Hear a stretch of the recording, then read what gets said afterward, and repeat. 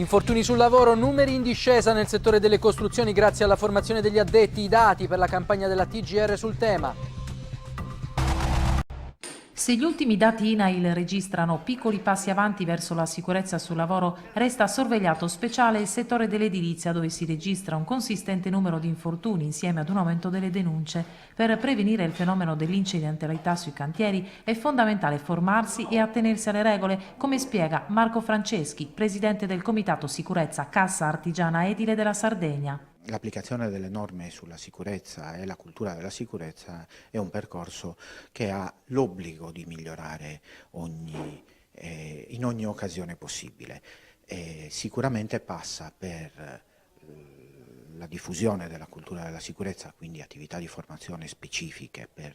il personale, per gli addetti, per tutti gli operatori, compresi i progettisti,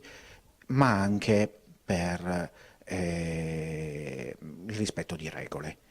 a cominciare dai contratti di lavoro per continuare sulle norme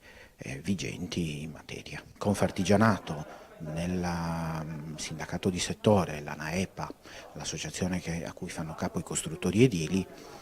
si adopera molto anche attraverso il proprio ente bilaterale, la Cassa Artigiana dell'Edilizia, insieme ai sindacati CGIL, CISL e UIL e al suo organismo di rappresentanza, che è il Comitato Paritetico Regionale, che si occupa di sicurezza.